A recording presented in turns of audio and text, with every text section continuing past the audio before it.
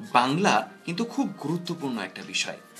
এই বাংলার একটা বড় অংশ, প্রায় 80 থেকে 85%, এই অংশ জুড়ে থাকে বাংলা ব্যাকরণ অংশ। আর এই কারণে ব্যাকরণ অংশটা ভীষণ গুরুত্বপূর্ণ। তোমরা যারা আজকে আমাদের এখানে যোগ দিয়েছ, তারা নিজেদের কলেজের নাম এবং তারা কোন কোন ইউনিটে বা কোন কোন বিশ্ববিদ্যালয়ে পরীক্ষা দিচ্ছ কমেন্টের মাধ্যমে জানাও। আমরা বুঝতে পারবো তোমাদের আগ্রহ ঠিক কোন জায়গাটিতে। এসো আমরা শুরু করতে পারি আজকে আমাদের মূল অধ্যায়, কারক। কারকের উদাহরণ যে আমাদের আশেপাশেই রয়েছে, তার উদাহরণ আজকে 3টি বাক্যের মাধ্যমে আমরা দেখব। প্রথমত দেখব মুস্তাফিজের 4 উইকেট পাওয়ার ঘটনাটি। আমরা দেখেছি সাসেক্সের হয়ে কাউন্টি ক্রিকেটে মুস্তাফিজ এক অবিশ্বাস্য পারফরমেন্স দেখিয়ে দিয়েছে তার অভিষেকেই। মুস্তাফিজ তখন 4 উইকেট পেল, ম্যান অফ দ্য ম্যাচ হয়েছে, এবং আমরা দেখতে পেয়েছি মুস্তাফিজ কিভাবে আমাদের গর্বিত করেছে। এই মুস্তাফিজ এর মধ্যেও কারক নাকি লুকিয়ে রয়েছে, সেটা আবার কিভাবে আসছি অবশ্যই জানবে। আবার আরেকটা বাক্যের কথা দেখা যাক। আমি 10 মিনিট স্কুলে লাইভ ক্লাস দেখছি, সেখানে কিভাবে কারক উপস্থিত। কেউ কেউ আবার আমরা দেখব যে অসময়ে এই ভর্তির সময়টায় কেউ কেউ মুভি দেখতে বসে যায় বাড়িতে, যখন তার অবসর সময় পড়ার কথা। অবসর সময়টিকেও কিন্তু কাজে লাগাতে হবে। সুতরাং এই মুহূর্তে সবচেয়ে রিসেন্টলি কোন মুভিটি বের হয়েছে সেটি দেখতে বসে যেও না কিন্তু, খেয়াল করে দেখো। এবার আমরা দেখি কিভাবে আমাদের এই 3টি বাক্যের মধ্যে কারক লুকিয়ে রয়েছে। দেখো, মুস্তাফিজ 4 উইকেট পেয়েছে, এখানে মুস্তাফিজ একজন কর্তা। আবার একইভাবে আমি 10 মিনিট স্কুলে লাইভ ক্লাস দেখছি, এখানে আমিও একজন কর্তা। সে বাড়িতে বসে অসময়ে মুভি দেখছে, সেখানে সেও একটি কর্তা। এখানে ক্রিয়াটি কি আমাকে কমেন্টের মাধ্যমে জানাও। আমি দেখতে চাই কে কে ক্রিয়াপদ এর মধ্যেই আইডেন্টিফাই করতে পারো। আমি অপেক্ষা করছি তোমাদের জন্য। তোমরা জানাও আমাকে কিভাবে আজকে আমাদের এই 3টি বাক্যে আমরা 3টি আলাদা আলাদা ক্রিয়া দেখতে পাবো।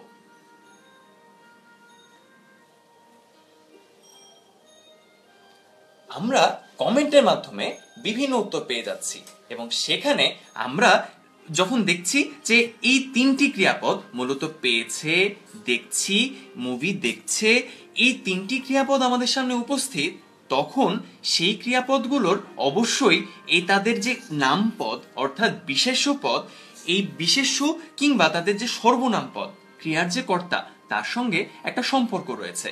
এই সম্পর্কটাকেই আজকে আমরা বলছি কারক। বুঝে গিয়েছো কারক কাকে আজকে আমরা বলছি। আমরা দেখতে চাই তোমাদের আগ্রহ কিরকম। তোমরা তোমাদের ফ্রেন্ডদের জানিয়ে দাও কিভাবে আজকের এই কারক সম্পর্কে ধারণা পাওয়া যেতে পারে। এই ভিডিওটি সম্পর্কে তাদেরকেও জানাও, তাদেরকেও অংশগ্রহণ করতে বলো। শেয়ার দিস ভিডিও, অর্থাৎ আমরা দেখতে পাবো যে আমাদের লাইভ ভিডিও ঠিক পরের অংশে, লাইভ ভিডিও ঠিক নিচের বারটিতেই শেয়ার নামে একটি অপশন রয়েছে। শেয়ার দিস ভিডিওর মাধ্যমে জানিয়ে দাও তোমার বন্ধুদের। এখন আমরা ফিরে আসি আমাদের কারকের অধ্যায়ে। কারক শব্দের অর্থ যা ক্রিয়া সম্পাদন করে। আমরা এর মধ্যেই দেখেছি মুস্তাফিজ যখন 4 উইকেট পাচ্ছে, কিংবা আমি যখন অসময় মুভি দেখছি, কিংবা একজন মনোযোগী ছাত্র হিসেবে আমি 10 মিনিট স্কুলে লাইভ ক্লাস করছি, তখন বিভিন্নভাবে আমি ক্রিয়া সম্পাদন করছি। এবং এভাবেই আমার সঙ্গে মুস্তাফিজের সঙ্গে সেই বাক্যের যে নিজ নিজ ক্রিয়াপদ রয়েছে, সেই ক্রিয়াপদের একটা সম্পর্ক স্থাপিত হয়েছে। শাব্দিক অর্থে যা ক্রিয়া সম্পাদন করে তাকেই কারক বলা হলেও এর একটি ব্যাকরণিক সংজ্ঞা রয়েছে, যেটি আমরা আলোচনা করছিলাম আমাদের পূর্ববর্তী 3টি বাক্যে। সেখানে আমরা দেখেছি বাক্যের ক্রিয়াপদের সাথে তার নামপদ, অর্থাৎ সেটা হতে পারে বিশেষ্য পদ অথবা হতে পারে কোনো একটি সর্বনাম পদ, অর্থাৎ আমি, তুমি, সে, কিংবা আমি নাহিয়ান হিসেবেও বলতে পারি যে নাহিয়ান আজকে 10 মিনিট স্কুলে লাইভ ক্লাস নিচ্ছে, এবং সেখানে নামপদের সঙ্গে বাক্যের ক্রিয়াপদের একটা সম্পর্ক দেখা যাচ্ছে। এই সম্পর্ককেই আমরা বলছি কারক। এখন আমরা দেখব কারক কয় প্রকার। আমরা যে কারক নিয়ে আলোচনা করছি সেই কারক মূলত 6 প্রকার। এই 6 প্রকার কারক নিয়ে আজকে আমরা আলোচনা করব। তার সঙ্গে সঙ্গে আমরা প্রত্যেকটি কারকের সঙ্গে বিভক্তির পরিচয় পাবো। আমরা যারা যারা বিভক্তি শুনলেও ভয় পেয়ে যাই, তাদেরও কিন্তু আজকে এই অধ্যায়টি খুব চমৎকারভাবে কাজে লেগে যাবে। মনে রাখবে, আজকের এই ভিডিওটি মনোযোগ দিয়ে দেখলে এবং তোমার বন্ধুদের সঙ্গে আলোচনা করার মাধ্যমে এটি শেয়ার করলে আমরা জেনে যাব কারক সম্পর্কে আমাদের কার কি কি ধরনের আইডিয়া রয়েছে। আমি তোমাদের সবাইকে অনুরোধ জানাচ্ছি কমেন্টের মাধ্যমে আজকে সকলে আমাদেরকে জানাও যে কি কি ধরনের প্রশ্ন কারক নিয়ে তোমাদের রয়েছে। আমরা আমাদের মূল অধ্যায় যখন শেষ হবে তখন সেখানে ফিরে আসার চেষ্টা করব। যা বলছিলাম, কারকের প্রকারভেদ হচ্ছে 6 প্রকার। আমরা এই 6 প্রকার কারকের নাম জানি। আমাদের প্রথম কারকটি হচ্ছে কর্তৃকারক, আমাদের দ্বিতীয় কারকটি হচ্ছে কর্মকারক, তৃতীয় কারকটি হচ্ছে করণ কারক, এরপরে রয়েছে সম্প্রদান, অপাদান এবং অধিকরণ কারক। খুব সহজ। কয় প্রকার কারকের নাম তাহলে আমরা জানলাম? 6 প্রকার। হ্যাঁ, এই 6 প্রকার কারকের নাম যখন আমরা জানছি তখন সঙ্গে সঙ্গে তার সংজ্ঞাটিও আমরা জানবো। তবে তা জানার আগে আমাদের কিন্তু বিভক্তি সম্পর্কে খুব পরিষ্কার একটা ধারণা পাওয়া লাগবে। যদি আমরা বিভক্তি সম্পর্কে একটা পরিষ্কার ধারণা পাই তাহলে এই কারকের প্রত্যেকটি সংজ্ঞা আমাদের জন্য একদম পরিষ্কার হয়ে যাবে উদাহরণ সহ। তোমাদেরকে প্রশ্ন করছি, তোমরা কি কেউ জানো বিভক্তি কাকে বলে? এই বিভক্তি সম্পর্কে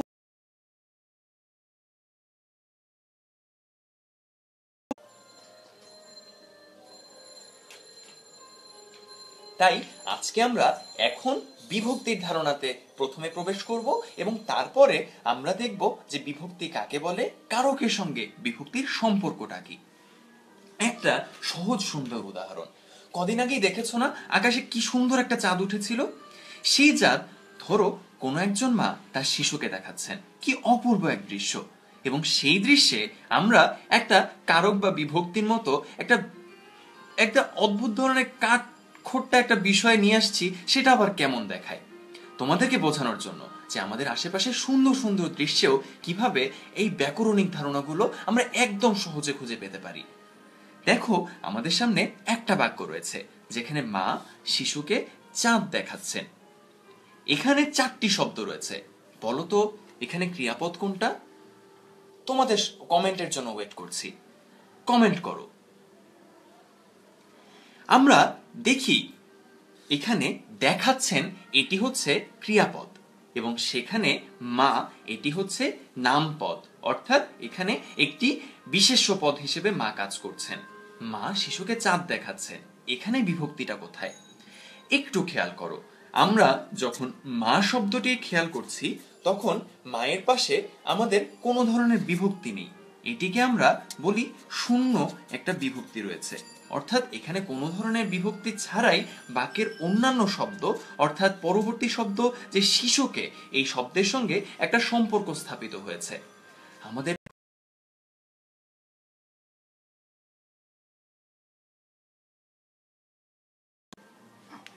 আমরা পরবর্তী শব্দে যাই। পরবর্তী শব্দে আমরা দেখি শিশুকে, এটি বলতে কি বোঝানো হয়? শিশুকে এখানে কিভাবে বিভক্তি রয়েছে? এখানেও একটি বিভক্তি রয়েছে যেটিকে আমরা বলছি কে বিভক্তি। এই কে বিভক্তির একটা নাম রয়েছে, সেটাকে আমরা বলছি দ্বিতীয়া বিভক্তি। আমরা সময়ে সময়ে এরকম বিভিন্ন ধরনের বিভক্তির নাম একটু পরেই জানবো। খালি দেখে নাও বাক্যের মধ্যে কিভাবে এই বিভক্তিগুলো লুকিয়ে রয়েছে। দেখো, চাঁদ, এর সঙ্গে কিন্তু কোনো বিভক্তি নেই, তাহলে এর সঙ্গে কি বিভক্তি আছে বলো তো? নিশ্চয়ই এর কোনো নাম রয়েছে, আমাকে জানাও কমেন্টের মাধ্যমে। দেখো, এখানে চাঁদ যোগ শূন্য, অর্থাৎ এখানে একটি বিভক্তি ঠিকই রয়েছে, যে বিভক্তিটি আমরা সরাসরি চোখে দেখতে পাচ্ছি না, আর এই কারণে এটাকে আমরা বলছি শূন্য বিভক্তি। এভাবেই একটু খেয়াল করলেই বুঝতে পারবে বাক্যের অন্তর্গত শব্দগুলো একটির সাথে আরেকটি যখন এভাবে সম্পর্ক স্থাপন করে তখন নিজেদের সাথে এমন কোনো একটা বর্ণ, এমন কোনো একটা শব্দগুচ্ছ যুক্ত করে নেয় যেই শব্দগুচ্ছ তাকে বাক্যে একটি স্বতন্ত্র ভাব প্রকাশে সাহায্য করে। এবং এই কারণেই আমরা কখনো কখনো শূন্য বিভক্তি দেখতে পাই, কখনো কখনো দ্বিতীয় বিভক্তি, কখনো কখনো আরো কিছু ধরনের বিভক্তি দেখতে পাই। কাজেই এখন আমরা একটু পরিষ্কার হয়ে নেই, আমরা বিভক্তি বলতে আসলে কি বোঝাই, বিভক্তির সংজ্ঞাটি কি। যা বলছিলাম একদম সেটি। বিভক্তির সংজ্ঞা হচ্ছে বাক্যের একটি শব্দের সাথে অন্য একটি শব্দের অন্বয় সাধনের জন্য শব্দের সাথে যুক্ত বর্ণকে বলা হয় বিভক্তি। বলতো অন্বয় মানে কি? অন্বয় শব্দটি আমরা সরাসরি সবসময় আমাদের স্বাভাবিক চলিত ভাষায় ব্যবহার করি না। অন্বয় শব্দের অর্থ সম্পর্ক, অর্থাৎ আমরা খুব সহজে বুঝতে পারছি বাক্যের একটা শব্দের সাথে অন্য শব্দের সম্পর্ক যখন আমরা স্থাপন করছি কোনো একটা বর্ণের মাধ্যমে বা কখনো কখনো শব্দগুচ্ছের মাধ্যমে, তখন আমরা বা বর্ণগুচ্ছের মাধ্যমে তখন আমরা পেয়ে যাচ্ছি বিভক্তি। সুতরাং বিভক্তির সংজ্ঞা যখন আমাদের কাছে পরিষ্কার, আমরা বিভক্তির প্রকারভেদ সম্পর্কে এখন পরিষ্কার হয়ে যাব। বিভক্তির প্রকারভেদ কয়টা দেখতে পাচ্ছ? এখানে কয়টা ঘর রয়েছে? গুনে গুনে বলো তো বিভক্তির কয়টা প্রকার?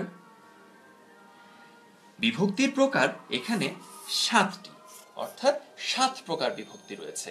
এই 7 প্রকার বিভক্তি, প্রথমটির নাম হচ্ছে প্রথমা বা শূন্য বিভক্তি, যেটি আমরা আমাদের পূর্ববর্তী বাক্যে দেখেছি।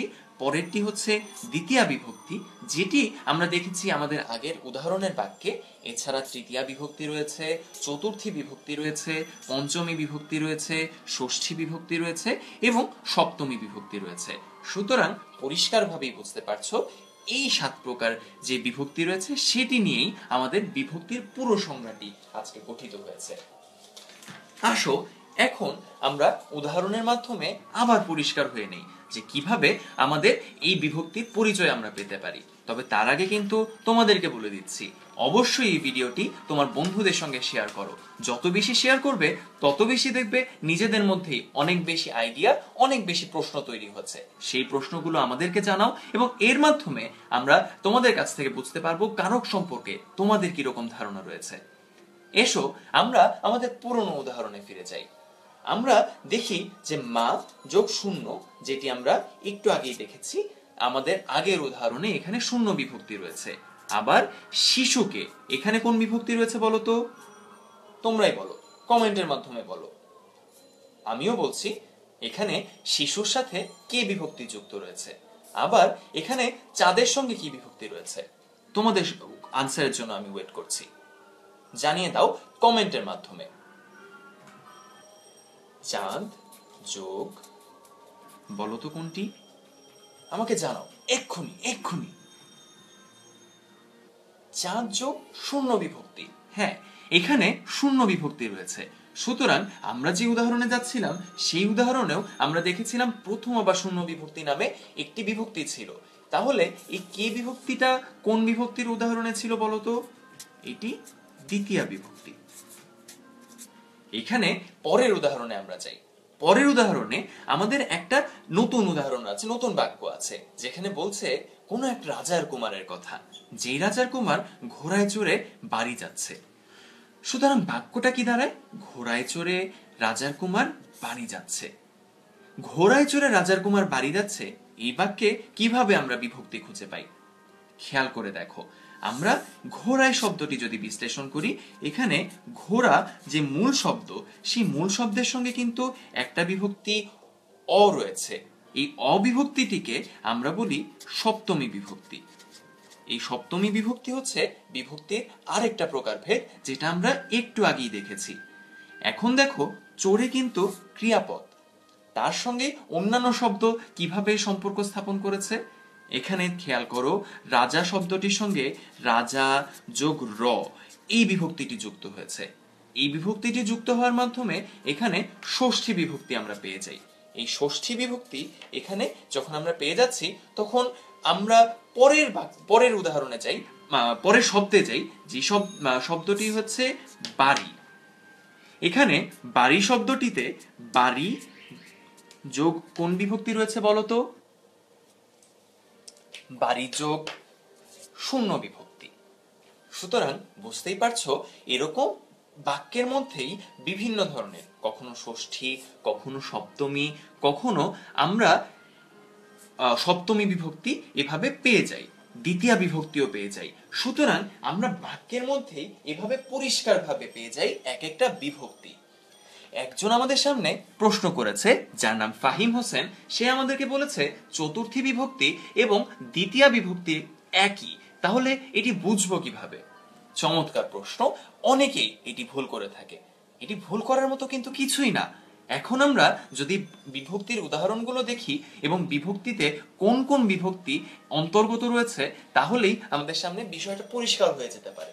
তবে একটু খেয়াল করতে হবে, আর সাথে সাথে আমাদেরকে প্রশ্নের মাধ্যমে জানাতে হবে এবং একই সঙ্গে আমাদের এই ভিডিওটি শেয়ার করতে হবে তোমার বন্ধুদের সাথে। এসো আমরা জেনে নেই প্রথমা বা শূন্য বিভক্তি কখন হয়। প্রথমা বা শূন্য বিভক্তি হয় যেটি আমরা জেনে গিয়েছি, শব্দের সাথে কোনো ধরনের বিভক্তি যদি না থাকে তখন আমরা পেয়ে যাই প্রথমা বা শূন্য বিভক্তি। তাহলে দ্বিতীয়া বিভক্তি কোনটা? দ্বিতীয়া বিভক্তি হচ্ছে কে, রে এবং দের। তৃতীয়া বিভক্তি হচ্ছে দ্বারা, দিয়া, কর্তৃক। কে, রে, দের উদাহরণ তো আমরা দেখেছি। দ্বারা, দিয়া, কর্তৃক কিরকম হতে পারে? যেমন ধরো আমি মোবাইল ফোন দিয়ে কথা বলি, তখন আমরা খুব ভালোভাবে বুঝতে পারি যে এখানে দ্বারা অথবা দিয়া এই বিভক্তির প্রয়োগ ঘটেছে। এখন থেকে যদি সেই বিভক্তির প্রয়োগ ঘটাই তাহলে আমরা সেটার একটা নাম দিতে পারবো। কি নাম সেটার? সেটার নাম হচ্ছে তৃতীয়া বিভক্তি। একইভাবে চতুর্থী বিভক্তি রয়েছে কে, রে, দের এবং পঞ্চমী বিভক্তি রয়েছে হতে, থেকে, চেয়ে। ষষ্ঠী বিভক্তি খেয়াল করো, ষষ্ঠী বিভক্তি রয়েছে র, এর অথবা দিগের, দের। এর মানে কি? এরকম বিচ্ছিন্ন শব্দ কেন? আমরা যেটি বলছিলাম, রাজার কুমার ঘোড়ায় চড়ে বাড়ি যাচ্ছে, এখানে রাজা শব্দটার সঙ্গে কোন বিভক্তি যুক্ত ছিল? একটু খেয়াল করে দেখো, সেখানে র বিভক্তি যুক্ত ছিল। এই র বিভক্তিকে এখন থেকে শুধুমাত্র আমরা র বিভক্তি বলতে পারবো না, আমাদের এর একটি প্রকারভেদ বলতে হবে। সেই প্রকারভেদটা হচ্ছে ষষ্ঠী বিভক্তি। একইভাবে সপ্তমী বিভক্তি হচ্ছে এ, অ, তে এবং সেটি আমরা এরই মধ্যে একবার দেখিয়ে দিয়েছি। সেটি হচ্ছে রাজার কুমার ঘোড়ায় চড়ে বাড়ি যাচ্ছে, অর্থাৎ ঘোড়া যোগ এ যখন ছিল তখন আমরা অ একটা বিভক্তি পেয়েছি, সেই বিভক্তিকে আমরা বলছি সপ্তমী বিভক্তি। আমরা দেখতে পাচ্ছি বিভিন্ন মানুষ এখানে কমেন্ট দিচ্ছ। আমাদেরকে কমেন্টের মাধ্যমে এটাও জানাও দেশের কোন কোন প্রান্ত থেকে তোমরা আমাদেরকে জানাচ্ছ, আমাদের ক্লাসটি দেখছো, এবং এর মাধ্যমে আমরা বুঝে যাব দেশের কোন কোন প্রান্তে আমাদের শিক্ষার্থী রয়েছে। এখন খেয়াল করো, আমরা যখন চতুর্থী বিভক্তি এবং দ্বিতীয়া বিভক্তি এই দুটো বিভক্তি দেখছি, তখন কিন্তু অনেকে একটু কনফিউজড হয়ে যেতে পারো যে কিভাবে এই বিভক্তি দুটো আমরা আলাদা করব। আমরা খেয়াল করব, যদি জন্য অথবা নিমিত্ত এই অর্থে কোনো একটা বাক্যে আমরা দ্বিতীয় বিভক্তির প্রয়োগ ঘটতে না দেখতে পাই, তাহলেই আমরা বুঝবো যে সেটা আসলে দ্বিতীয় বিভক্তি। যখন জন্য বা নিমিত্ত হয়েছে তখনই সেটা চতুর্থী বিভক্তি। সেটা কি রকম? সেটা হচ্ছে দরিদ্রকে টাকা দাও। দেখো, দরিদ্রের জন্য আমরা কোনো একটা কাজ করছি এখানে, সুতরাং দরিদ্রকে যখন টাকা দিচ্ছি তখন কারো জন্য বা কারো নিমিত্তে সেই কাজটা করা হচ্ছে। সুতরাং এখানে পরিষ্কারভাবেই বোঝা যাচ্ছে যে আমরা এখানে চতুর্থী বিভক্তির প্রয়োগ ঘটতে দেখব। এখন যদি আমরা দেখি যে অন্য কোনো ভাবে কিভাবে আমরা দ্বিতীয় বিভক্তির উদাহরণ পেতে পারি। দ্বিতীয় বিভক্তির উদাহরণ হতে পারে ছেলেটিকে বাসায় নিয়ে আসো। তার মানে এমন হতে পারে যে তোমার কোনো বন্ধুর সঙ্গে তোমার মা বাবা পরিচিত হতে চেয়েছেন,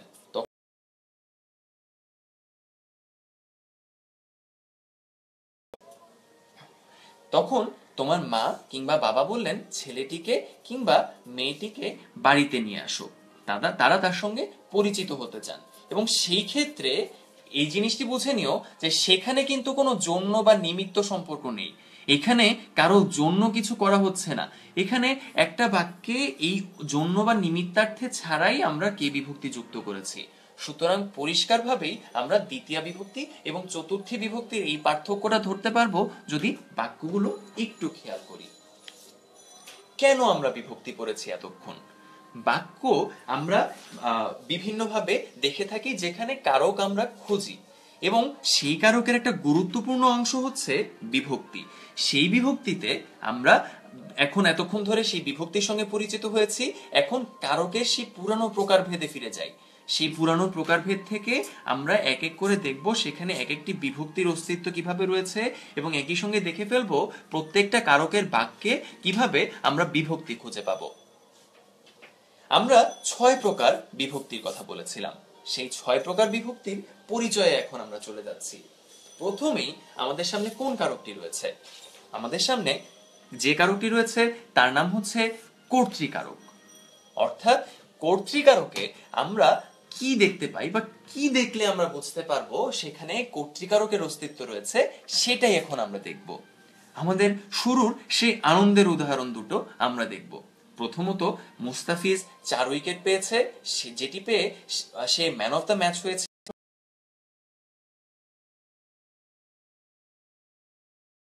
মিনিট স্কুলে লাইভ ক্লাস দেখছো। এই দুটো উদাহরণে কিভাবে কর্তৃকারক আমরা দেখতে পাই? এই দুটো উদাহরণে মুস্তাফিজ একজন কর্তা, আমি একজন কর্তা, এবং আমরা জানি ক্রিয়ার কর্তার কাজ হলো ক্রিয়া সম্পাদন করা। অর্থাৎ যে ক্রিয়া সম্পাদন করে তাকেই আমরা বলছি কর্তৃকারক। কি সহজ একটা ধারণা দেখেছো? সেই সহজ ধারণাতেই আমরা বলতেই পারি যে এখানে মুস্তাফিজ হচ্ছে কর্তৃকারক এবং এখানে আমি হচ্ছে কর্তৃকারক। আমাকে বলতে পারো কি কমেন্টের মাধ্যমে যে এখানে কোন বিভক্তি যুক্ত রয়েছে? মুস্তাফিজ কিংবা আমি, এই দুটো শব্দের সঙ্গে কোন বিভক্তি যুক্ত রয়েছে? আমাকে কমেন্টের মাধ্যমে জানাও। এখানে মুস্তাফিজের সঙ্গে রয়েছে শূন্য বিভক্তি। যারা এই উত্তরটি সঠিকভাবে দিতে পেরেছো তারা এই ধারণাটি, বিভক্তির ধারণাটি তাদের কাছে হয়তো অনেকটাই পরিষ্কার হয়ে গিয়েছে। এখন আমরা পরের উদাহরণও দেখতে পাচ্ছি যে এখানেও আমি 10 মিনিট স্কুলে লাইভ ক্লাস দেখছি, এখানেও শূন্য বিভক্তিটা পরিষ্কার। আমাদের কাছে একজন প্রশ্ন করেছে,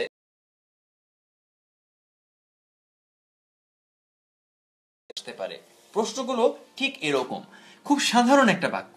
এই সাধারণ বাক্যে কোন কারকে কোন বিভক্তি হয়েছে সেই জিনিসটি তোমার কাছে জানতে চাওয়া হতে পারে। ধরা যাক উদাহরণটি এরকমই দেওয়া হয়েছে যে মুস্তাফিজ 4 উইকেট পেয়েছে। এখানে মুস্তাফিজ কোন কারকে কোন বিভক্তি? তোমার অপশনে থাকবে বিভিন্ন ধরনের অপশন এবং সেখানে থাকবে ধরা যায় কর্মকারকে দ্বিতীয়া বিভক্তি, কর্তৃকারকে শূন্য বিভক্তি, অধিকরণ কারকে ষষ্ঠী বিভক্তি, অপাদান কারকে পঞ্চমী বিভক্তি। তুমি কোন উত্তরটা দেবে? যদি তোমার কাছে ধারণাটা পরিষ্কার হয়ে থাকে অবশ্যই তুমি বলবে কর্তৃকারকে শূন্য বিভক্তি।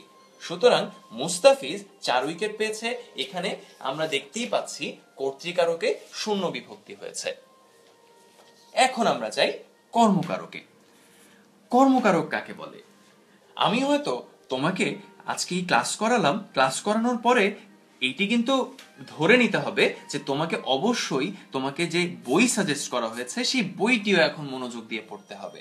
অর্থাৎ তোমাকে বললাম যে তুমি বই পড়ো, অর্থাৎ খুব আদেশের সাথে কেউ একজন কাউকে বললো তুমি অমুক কাজটি করো, তমুক কাজটি করো।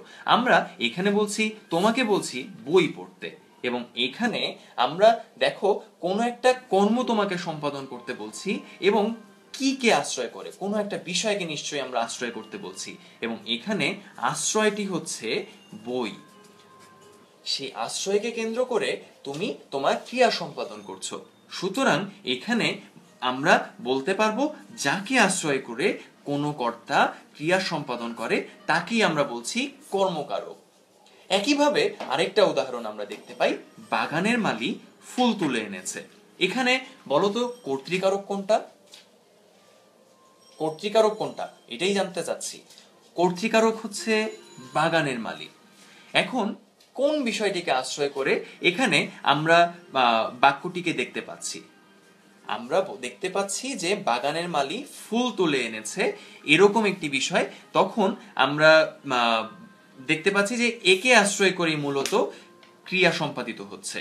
সুতরাং যাকে আশ্রয় করে ক্রিয়া সম্পাদিত হচ্ছে তাকেই তো আমরা কর্মকারক বলছি। আমাদেরকে আরো বেশি প্রশ্ন করো, সেই প্রশ্নের মাধ্যমে আমরা বুঝতে পারবো তোমাদের ধারণা কতটুকু পরিষ্কার হয়েছে। কর্মকারকের ধারণায় আমাদের কিন্তু আরো একটু বিশ্লেষণ করা প্রয়োজন। কর্মকারক এখানে 2 প্রকার, একটু খেয়াল করে বুঝতে হবে। সেটা কি রকম? আমরা বলছি মুখ্য কর্ম এবং গৌণ কর্ম, এই 2 ধরনের কর্ম আমরা দেখতে পাই। কিভাবে? কোনো একটা বাক্য কিন্তু শুধুমাত্র আগের বাক্যের মতো নাও হতে পারে। আগের বাক্যে কিন্তু আমরা দেখেছি একটা সাধারণ বাক্য, সেই সাধারণ বাক্যে আমরা কোনো দুটো কর্মের কিন্তু অস্তিত্ব দেখতে পাইনি, এবং সেখানে এখন যদি আমরা দেখি বাবা আমাকে একটি কলম কিনে দিয়েছেন, তখন সেখানে আমরা কিভাবে কর্ম খুঁজে পাবো। দেখো, বাবা কিনে দিয়েছেন, এর সাথে অর্থাৎ বাবার সাথে কিনে দেওয়ার একটা সম্পর্ক এখানে স্থাপিত হয়েছে, কিন্তু কোন বিষয়কে কেন্দ্র করে বলতে পারবে কি? এখানে দুটো বিষয় রয়েছে, একটা হচ্ছে আমাকে, আর একটা হচ্ছে কলম। অর্থাৎ দুটো বিষয়কে কেন্দ্র করে এখানে কোন একটা কাজ সম্পাদিত হতে আমরা দেখছি। মনে রাখবে, যখন আমরা প্রাণীবাচক কোনো একটা আশ্রয় এরকম দেখতে পাবো বা প্রাণীবাচক কর্ম এরকম দেখতে পাবো, তখন সেটাকে আমরা বলবো গৌণ কর্ম। হ্যাঁ, এটাকে আমরা বলবো প্রাণীবাচক, যেটাকে আমরা বলছি গৌণ কর্ম। আবার যখন আমরা দেখব বস্তুবাচক কর্ম, সেই বস্তুবাচক কর্মে আমরা বলবো যে সেটাকে আমরা বলবো মুখ্য কর্ম।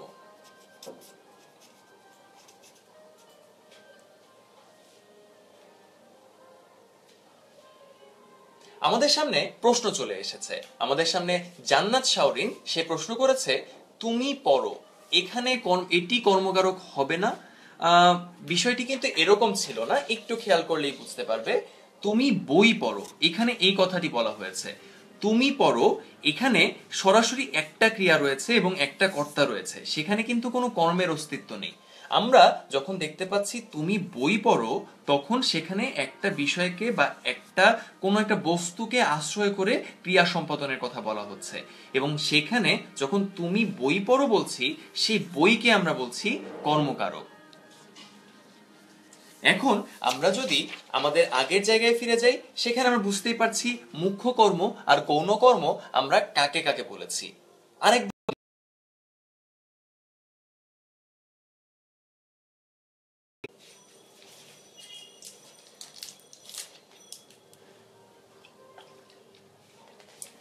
আমরা আরেকবার রিমাইন্ডার দিচ্ছি যে প্রাণীবাচক কোন একটি কর্মকে আমরা বলবো গৌণ কর্ম, এবং যখন বস্তুবাচক কোন একটি কর্ম আমরা দেখব, তখন সেটিকে আমরা বলবো মুখ্য কর্ম।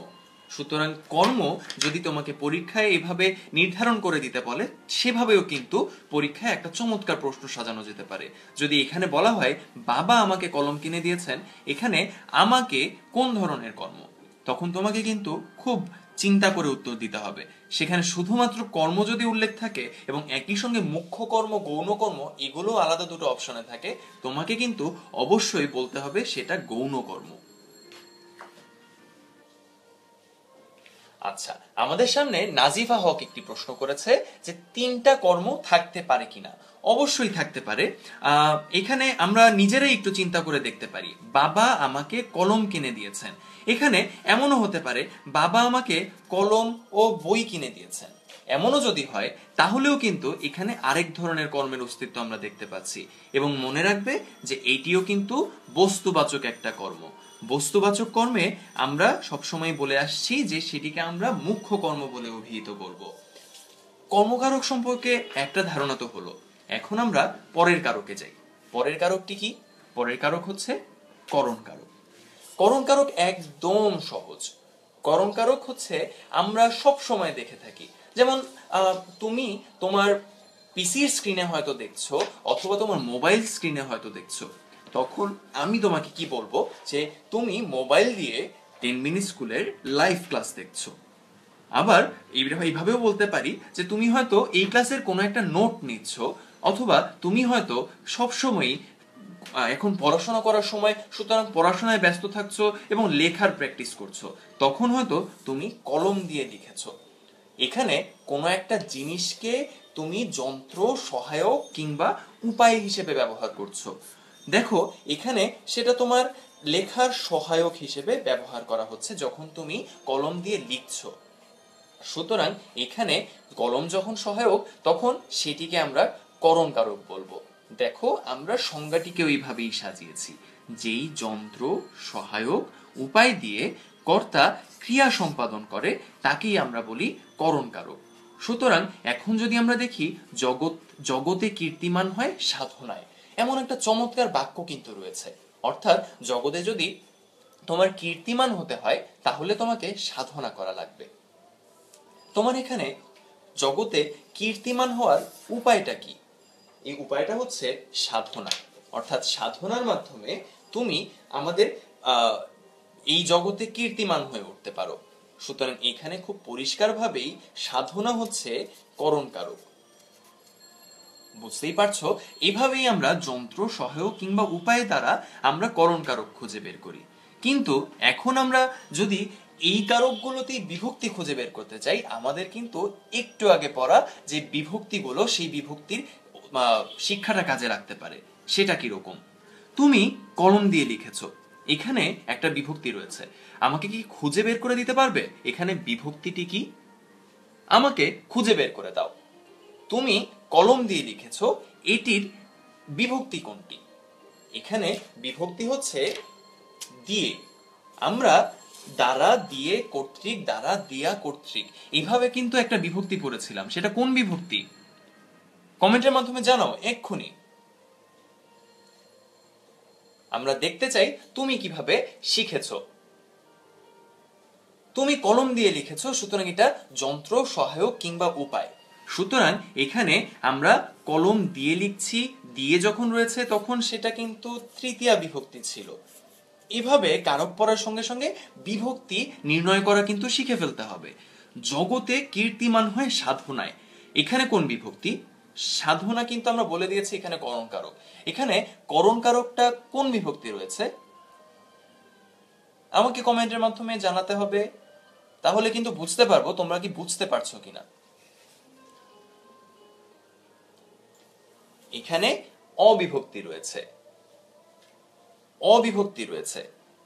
খেয়াল করো, এখানে অবিভক্তি থাকার কারণে এটি সপ্তমী বিভক্তি। আমাদের কাছে একটি প্রশ্ন এসেছে এবং চমৎকার একটি প্রশ্ন, সাধনা করা এখানে সাধনা ক্রিয়া না কেন? এটি প্রশ্ন করেছে নুসরাত জামান।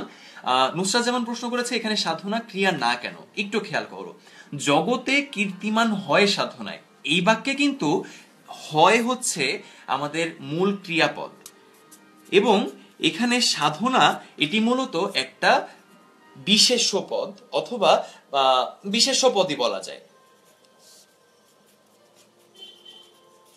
ঠিক আছে, তুমি যখন সাধনা করছো তখন হচ্ছে সেটা বিশেষ্য পদ। সেই সাধনার মাধ্যমে তুমি জগতে কীর্তিমান হতে চাচ্ছ এবং সেখানে হয় হচ্ছে মূল ক্রিয়া। সুতরাং এখানে বুঝতে হবে যখন আমরা সাধনার কথা বলছি এটি হবে করণকারক, সাধনার মাধ্যমে, অর্থাৎ কোনো একটা উপায় হিসেবে তুমি সাধনাকে ব্যবহার করছো এবং এই কারণে এটি হচ্ছে করণকারক, এবং করণকারকে এটি কোন বিভক্তি? সপ্তমী বিভক্তি। সুতরাং এটি পরিষ্কার হয়ে গেল করণকারকেও আমরা বাক্যে কিভাবে বিভক্তি নির্ণয় করতে পারি। আসো আমরা পরবর্তী বাক্যে চলে যাই, পরবর্তী কারকে চলে যাই। যেই কারকে আমরা দেখতে চাই, যে কারকটি এখন আমরা দেখতে চাই সেটি হচ্ছে সম্প্রদান কারক। তবে তার আগে আমরা আরেকটা প্রশ্ন নিতে পারি। সেখানে আরশান হোসেন আবির সে আমাদের কাছে প্রশ্ন করেছে, তুমি খেলা করো, এটি কি হবে? এখানে তুমি খেলা করো, এখানে সরাসরি কিন্তু তুমি কোন করণকারকের উদাহরণ আমাদের সামনে দেখাওনি। আমাদের সামনে যদি করণকারক দেখাতে হয় তুমি এরকম বলতে পারো, তুমি ব্যাট দিয়ে খেলা করো বা তুমি বল দিয়ে খেলা করো।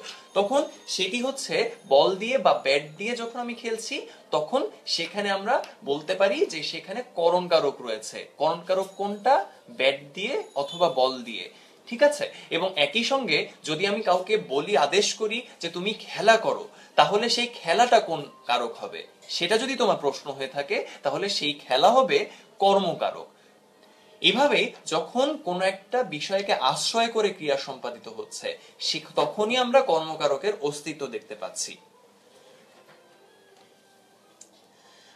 এখন আমরা আরেকটি প্রশ্ন দেখতে পাচ্ছি। সামিয়া ইসলাম আমাদের সামনে প্রশ্ন করেছে, আচার ব্যবহারে ভদ্র অভদ্র চেনা যায়, এটা কি কারক? তোমাদের কিন্তু একটা বিষয় খেয়াল করতে হবে, আচার ব্যবহারে ভদ্র অভদ্র চেনা যায়, এখানে যদি এই বাক্যটায় কোন অংশটি কোন কারক এভাবে কিন্তু প্রশ্ন করতে হবে। তোমাদের পরীক্ষাতে এইভাবে বলবে, আচার ব্যবহারে ভদ্র অভদ্র চেনা যায়, এখানে আচার ব্যবহারে এটি কোন কারকে কোন বিভক্তি। ঠিক আছে, এখন আমরা উত্তরে চলে আসি। আচার ব্যবহারে ভদ্র অভদ্র চেনা যায়। এখানে আচার ব্যবহার দ্বারা কোনো একজন মানুষকে আমি ভদ্র অভদ্র চিনতে পারছি, অর্থাৎ কোনো একটা বিষয়কে আমরা সহায়ক কিংবা উপায় হিসেবে এখানে ব্যবহার করছি। সেই সহায়ক কিংবা উপায়টি হচ্ছে আচার ব্যবহার। সুতরাং সেই আচার ব্যবহার কোন কারক হতে পারে? তোমরাই আমাদেরকে বলো, যন্ত্র, সহায়ক কিংবা উপায় সেটি কোন ধরনের কারক ছিল? সেটি ছিল করণ কারক। সুতরাং আচার ব্যবহারে ভদ্র অভদ্র চেনা যায়, সেটি হচ্ছে করণ কারক। এবং এখানে যেহেতু এ একটা বিভক্তি রয়েছে, সেটা সরাসরি সপ্তমী বিভক্তিতে চলে যাবে। আমরা আমাদের মূল পড়ায় চলে আসি, যেখানে আমরা পড়তে চাচ্ছিলাম সম্প্রদান কারক। সম্প্রদান কারকে আমরা প্রথমেই দুটা বাক্য দেখব, সেই দুটো বাক্যে কি পার্থক্য রয়েছে সেটি আমি তোমাদের কাছ থেকে জানতে চাই। দেখো, আমাদের সামনে উদাহরণ রয়েছে, কোন একজন দরিদ্র লোক তোমার সামনে দিয়ে হেঁটে যাচ্ছে। তোমার মা হয়তো বললেন, দরিদ্র লোকটাকে টাকা দাও, কারণ সে দরিদ্র। দরিদ্র লোকটাকে টাকা দাও, এটা একটা বাক্য। আবার ধোপাকে কাপড় দাও, এটাও কিন্তু একটা বাক্য। এই দুটো বাক্যের মধ্যে কি পার্থক্য রয়েছে সেটি কি আমাকে কেউ বলতে পারো? আমাকে জানাও যে এই দুটো বাক্যের মধ্যে কি পার্থক্য রয়েছে। দুটো বাক্যের মধ্যে কিন্তু পরিষ্কার পার্থক্যটি হচ্ছে সত্য ত্যাগ করা।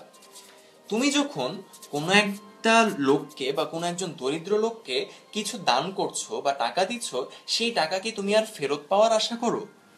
সেটি কিন্তু তুমি আর ফেরত পাওয়ার আশা করো না। সুতরাং সেটি কিন্তু তুমি সম্পূর্ণভাবে সত্য ত্যাগ করে তাকে দিয়ে দিচ্ছ। আবার ধোপাকে যখন কাপড় দিচ্ছ, তখন কি তুমি সত্য ত্যাগ করে তাকে কাপড় দিচ্ছ? না, তুমি ধোপাকে কাপড় দিচ্ছ, ধোপা সেটি ধুয়ে তোমাকে আবার দিয়ে দিবে। সুতরাং ধোপাকে কাপড় কিন্তু আমরা সত্য ত্যাগ করে দিচ্ছি না। এই দুটো বাক্যের মধ্যে কিন্তু এটি খুব বড় ধরনের একটা পার্থক্য, সেটি হচ্ছে সত্য ত্যাগ করে কোনো একটা কিছু কাউকে দিয়ে দেয়া। সুতরাং আমরা যদি দেখি যে সত্য ত্যাগ করে কোনো একটা বিষয় সংঘটিত হচ্ছে, তখন আমরা বলবো সেখানে সম্প্রদান কারক হচ্ছে। আমরা এই দান কথাটি যদি খেয়াল করি, সম্প্রদানের শেষে যে দান অংশ রয়েছে, তাহলে হয়তো আমাদের বোঝার সুবিধা হতে পারে সম্প্রদান কারক, অর্থাৎ কারো কাছে কাউকে আমি একদম কিছু দিয়ে দিচ্ছি, অর্থাৎ কোনো কিছু দান বা প্রদান করে দিচ্ছি, সেটি হচ্ছে আমার সম্প্রদান কারক। সুতরাং এই ক্ষেত্রে সংজ্ঞাটি তাহলে কি দাঁড়াবে? সংজ্ঞাটি দাঁড়াবে সত্য ত্যাগ করে দান, অর্চনা, সাহায্য করা হলে তখন তাকে আমরা সম্প্রদান কারক বলবো। আমরা এর সঙ্গে সঙ্গে এখন বিভক্তিটাও দেখে নিব। আমাকে বলো, দরিদ্র লোকটাকে টাকা দাও। আমাদের বিভক্তির যে একটু আগে আমরা শিখেছি, সেই বিভক্তির শেখা অনুযায়ী দরিদ্র লোকটাকে এখানে কোন কারকে কোন বিভক্তি? একটু কিন্তু জটিল, একটু একটু জটিল হতে পারে তোমার কাছে, এবং সেটার জন্য একটু খেয়াল করো, তুমি দরিদ্র লোকটাকে টাকা দাও। এখানে এই তুমি শব্দটি কিন্তু উজ্জ্ব রয়েছে। সুতরাং একেবারে কিন্তু প্যাচ লাগিয়ে ফেলো না। তুমি দরিদ্র লোকটাকে টাকা দাও মানে এখানে তুমি কর্তৃকারক, আর দরিদ্র লোকটাকে কর্মকারক। যেটি আমরা বলেছিলাম যে মা বাবা তোমার বন্ধুকে নিয়ে আসতে বলেছেন এবং তিনি বলেছেন বন্ধুটিকে বাসায় নিয়ে আসো, তখন কিন্তু তুমি বন্ধুটিকে বাসায় নিয়ে আসো, এর উদাহরণে আমরা এটি বলেছিলাম এবং তখন বলেছিলাম সেটি হচ্ছে কর্মকারক। একইভাবে যদি তুমি দরিদ্র লোকটাকে টাকা দাও, এটি তোমাকে বলা হয়, তখন এটি হচ্ছে কর্মকারক, এরকম হতে পারে। ঠিক আছে, এখন আমরা দেখতে পাচ্ছি এখানে সম্প্রদান কারক হচ্ছে। কেন সম্প্রদান কারক এখানে কেন হচ্ছে কর্ম না হয়ে? আমরা বলেছি পার্থক্যটা হচ্ছে সত্য ত্যাগ। সুতরাং তুমি দরিদ্র লোকটাকে টাকা দাও, এটি যখন কর্মের বদলে সম্প্রদান হয়ে যাচ্ছে, তখনই আমরা বুঝতে পারছি যে এখানে সত্য ত্যাগ করে কোনো একটা কিছু হচ্ছে। সুতরাং সম্প্রদান কারকে এখানে কে বিভক্তি রয়েছে। এই কে বিভক্তি আমরা বলেছিলাম জন্য বা নিমিত্তের অর্থে যখন ব্যবহৃত হবে, তখন সেটি হবে কোন বিভক্তি? চতুর্থী বিভক্তি। সুতরাং এখানে এভাবে আমরা সম্প্রদান কারকে বিভক্তি নির্ণয় করা শিখে গেলাম। আমরা এখন দেখব অপাদান কারক। অপাদান কারক কিন্তু একদম সহজ। তোমার আশেপাশে এখন যদি তাকাও, হয়তো বাংলাদেশের কোনো না কোনো অঞ্চলে এখন বৃষ্টি পড়ছে। কোত্থেকে বৃষ্টি পড়ছে? মেঘ থেকে বৃষ্টি পড়ছে। আবার গাছ থেকে পাতা পড়ছে, দেশ থেকে বিপদ চলে গেছে। এরকম যদি হয়, আমরা কোনো একটা জায়গা থেকে কোনো একটা কিছু আসা, কোনো একটা জায়গা থেকে কোনো কিছু চলে যাওয়া, এরকম যদি দেখতে পাই, তখন আমরা যে কারকটি দেখতে পাবো সেটিই হচ্ছে অপাদান কারক। সুতরাং পরিষ্কার সংজ্ঞা, যা থেকে কোনো কিছু গৃহীত, জাত, উৎপন্ন, আরম্ভ, দূরীভূত, রক্ষিত হয়, তখন তাকে আমরা অপাদান কারক বলি। সুতরাং আমরা এই জায়গা থেকে এই জিনিসটি বুঝতে পারছি যে এখানে গাছ হচ্ছে কোনো একটা, গাছ থেকে পাতা পড়ছে, অর্থাৎ গাছ থেকে কোনো একটা কিছু পড়ে যাচ্ছে, অর্থাৎ গাছ থেকে হয়তো জাত যে পাতাটা, উৎপন্ন যে পাতাটা, সেই পাতা পড়ে যাচ্ছে। দেশ থেকে বিপদ চলে গেছে, এখানে কোনটি হয়েছে? এখানে হয়েছে দূরীভূত। সুতরাং এখানে যখন দূরীভূত আমরা দেখতে পাচ্ছি, তখন আমরা বলতে পারি সেখানে অপাদান কারক হয়েছে। অপাদান কারকে বিভক্তি কিভাবে আমরা বুঝতে পারি, সেটাও কিন্তু আমাদের জন্য এখন খুব সহজ। এখানে গাছের সঙ্গে থেকে, দেশের সঙ্গে থেকে, এরকম হতে, থেকে এবং চেয়ে, এই তিন ধরনের যেই শব্দগুচ্ছ দেখতে পেয়েছিলাম, সেই শব্দগুচ্ছ কোন বিভক্তির উদাহরণ ছিল? সেই শব্দগুচ্ছ পঞ্চমী বিভক্তির উদাহরণ ছিল। সুতরাং গাছ থেকে পাতা পড়ছে, সেটি আমরা খুব পরিষ্কারভাবেই বুঝতে পারছি অপাদান কারকে পঞ্চমী বিভক্তি হয়েছে। তোমাকে যদি পরীক্ষায় এভাবে নির্ণয় করতে বলে, তোমাকে কিন্তু অবশ্যই অপশনে অপাদান কারকে পঞ্চমী বিভক্তি এভাবে সেটি নির্ণয় করে দেখাই দিতে হবে। এখন আমরা আমাদের শেষ কারকটিতে চলে যাই, যেখানে আমরা শিখছি অধিকরণ কারক। অধিকরণ কারকটা আবার কি? অধিকরণ কারক হচ্ছে আমরা যখন কোনো একটা জায়গায় কোনো একটা কিছু সংঘটিত হতে দেখি, যেমন আমি প্রতিদিন স্কুলে যাই, আমরা প্রতিদিন স্কুলে যাই, এরকম যখন আমরা দেখতে পাই, তখন আমরা বুঝতে পারি যে আমরা কোনো একটা স্থানে, কোনো একটা জায়গায় আমরা যাচ্ছি, অর্থাৎ ক্রিয়া সম্পাদিত করতে দেখছি। আবার কোনো একটা সময়ও কিন্তু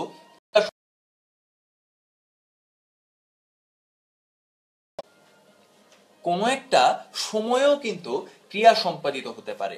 তখন আমরা দেখতে পাই সকালে সূর্য ওঠে, এখানে সকালে সূর্য ওঠা একটা ক্রিয়া হচ্ছে এবং কোনো একটা সময়ে এখানে নির্দেশিত হচ্ছে। সুতরাং এখানে আমরা প্রথমে কোনো একটা স্থানের উদাহরণ পেয়েছি, আবার এখানে পেয়েছি সময়। এইভাবে যখন স্থান বা সময়কে কেন্দ্র করে আমরা যখন কোনো একটা ক্রিয়া সম্পাদিত হতে দেখব, তখন আমরা বুঝতে পারবো যে সেখানে অধিকরণ কারক হয়েছে।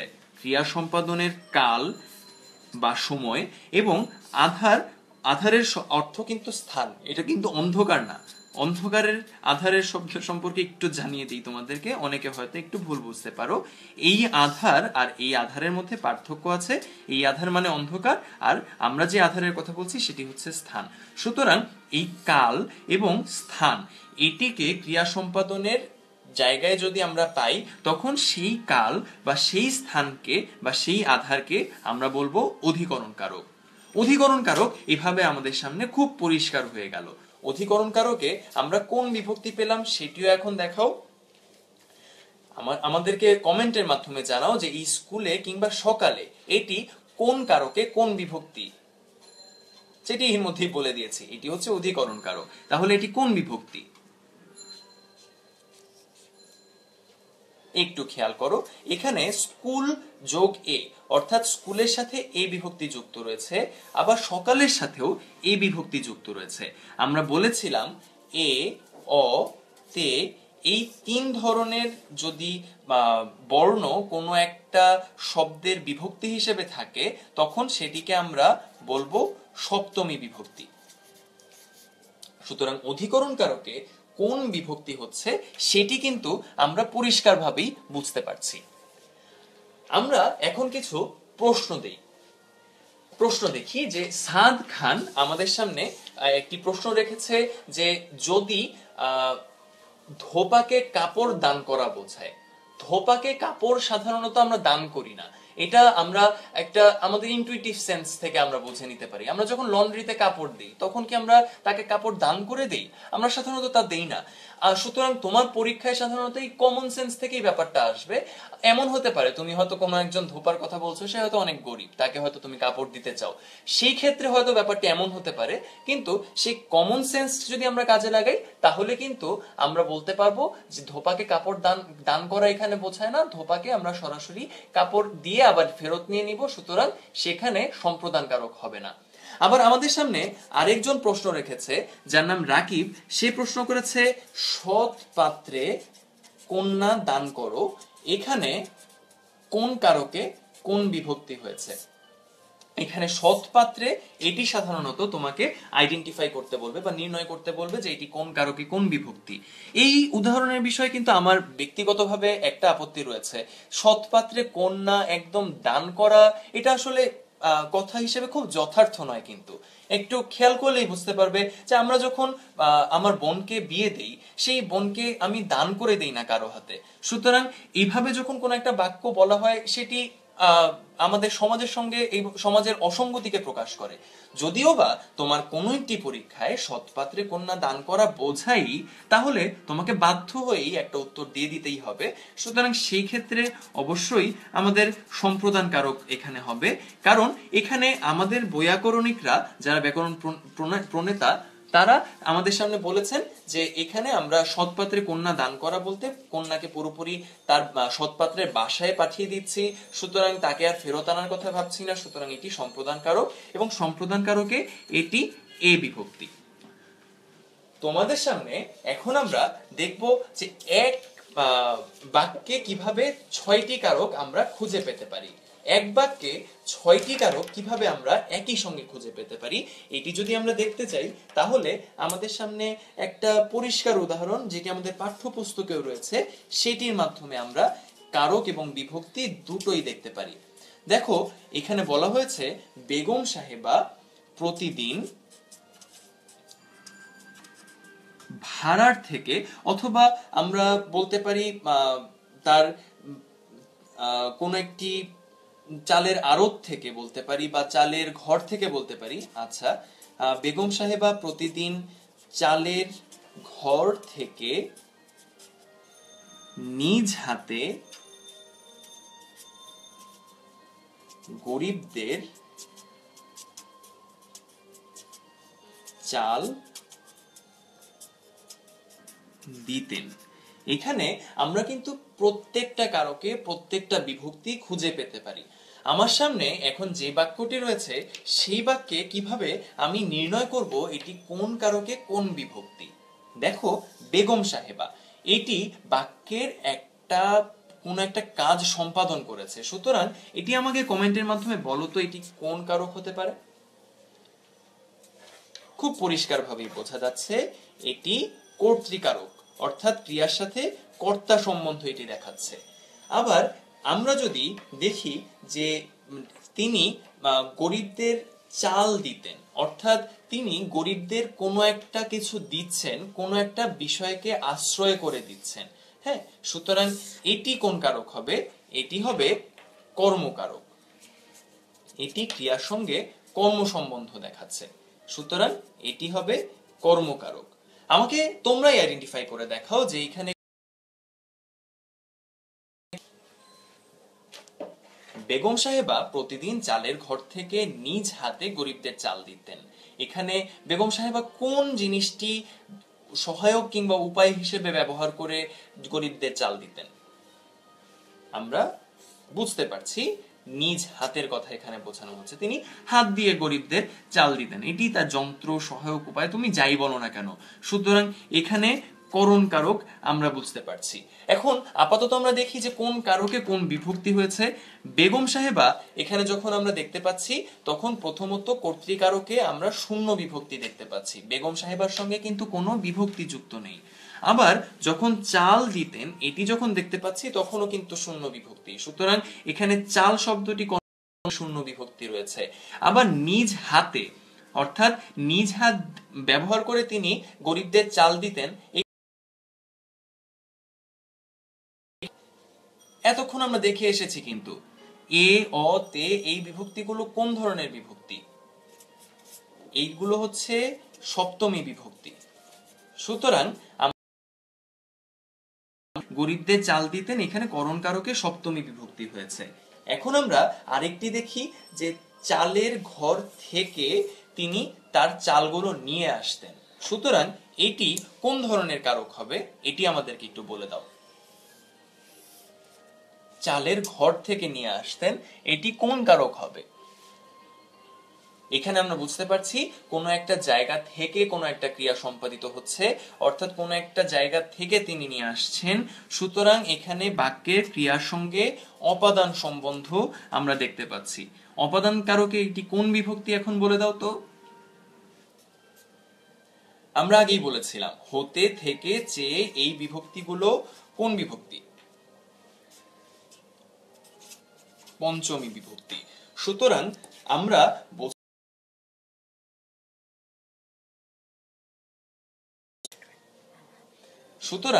বুঝতে পারছি এখানে অপাদান কারকে আমরা পঞ্চমী বিভক্তি দেখতে পাই। এখন আমরা দেখি গরিবদের নিজ হাতে তিনি প্রতিদিন চাল দিতেন।